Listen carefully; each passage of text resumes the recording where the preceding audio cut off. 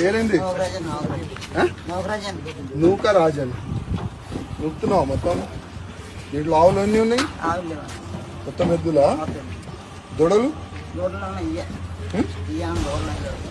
చనిపోయినా అది?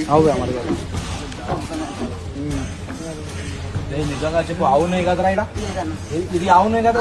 తోకాలేపు తోకాలేపురా, ఇది కొనది. ఇది ఎన్ని ఉన్నాయి టోటల్?